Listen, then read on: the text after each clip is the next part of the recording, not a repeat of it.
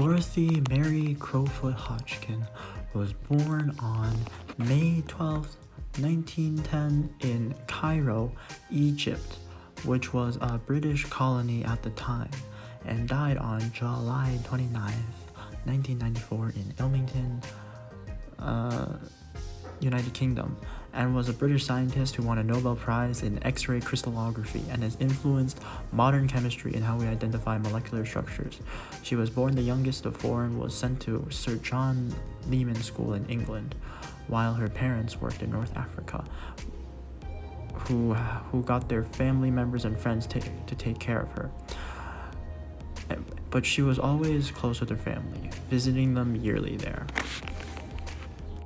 Dorothy Hodgkin had a supportive family that helped cultivate the spark for chemistry that she had as a child. And she played endlessly with chemistry sets. Her dad worked in the Egyptian education department, where he often took his family to travel to other countries in the Middle East and Africa, and she was exposed to news about the recent advances in science in her father's intellectual circles. She had 3 sisters, and her mother was a botanist who cared about women's rights.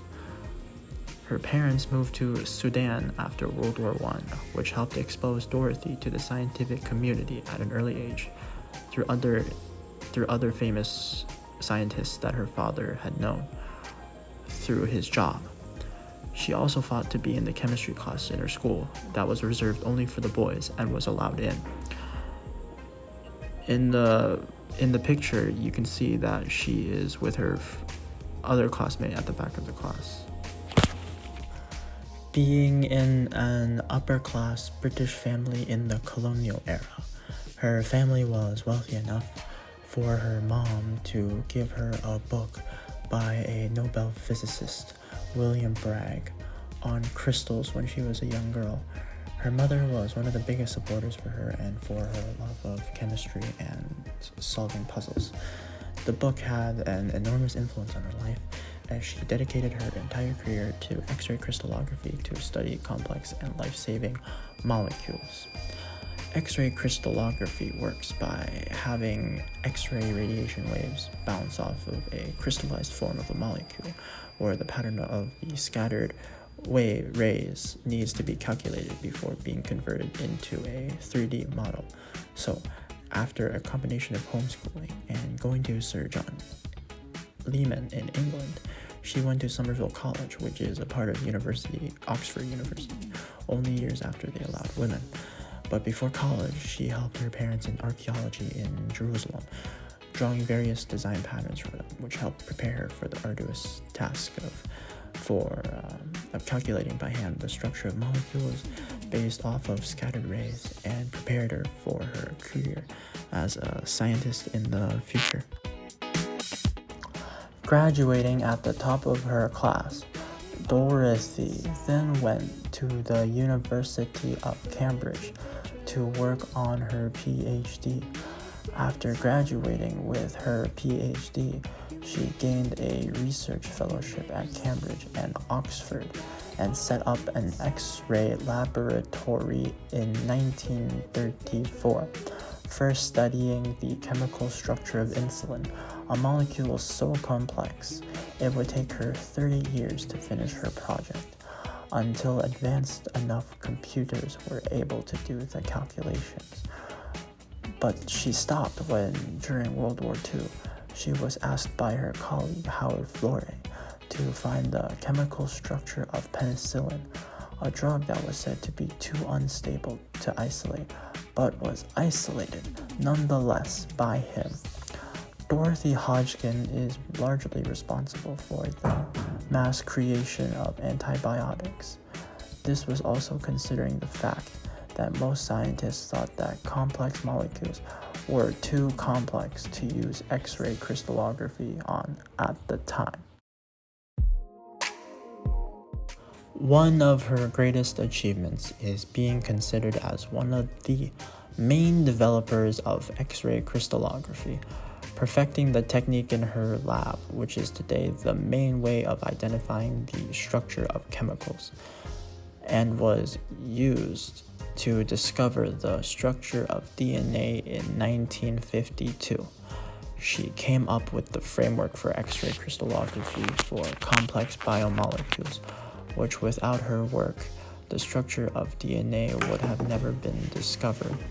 She later won a Nobel Prize for her work in 1964, the third woman to win the Nobel Prize in chemistry after Marie Curie and her daughter, Irene Joliot.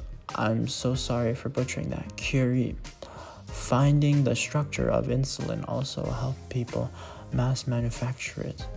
She has also helped in the ability to mass produce antibiotics, saving hundreds of millions of lives. Dorothy Hodgkins later married Thomas Hodgkin in 1937. He was a scholar in African studies and later had 3 children together that she raised while also focusing on her career as a scientist, which was very rare for a woman to do at that time. I think that where she lived at that time had maternity leave, paid maternity leave. They were both socialists, but it was more for her for sympathy for people in developing countries and less for the political values themselves. I'm sure if she saw the policies that those leaders enacted, she'd probably be her disgusted or horrified. She wanted more international students to come to the UK, especially from hostile countries. So she donated her Nobel Prize money toward promoting foreign relation organizations. She also compared the discovery of the structure of insulin with students in China and students in the UK, becoming one of the first British scientists to go to China after China being closed off from the world. She also was the president of medical aid for Vietnam in 1971 and shortly after visited North Vietnam. She visited both leaders of China and Vietnam. Dorothy Hodgkins was also a mentor to Margaret Thatcher, later becoming a role model for her in balancing between work life and raising children. Margaret Thatcher even had a portrait of her teacher on the wall in her office. They got along quite well, even though Thatcher was a right-wing conservative and Dorothy was a liberal.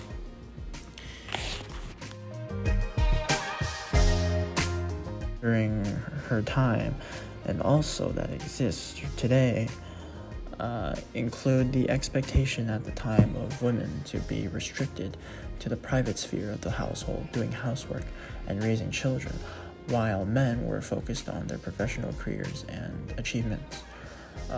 At that time, maternity leave was basically non-existent and taboo. Childcare was one of the most controversial issues during those times.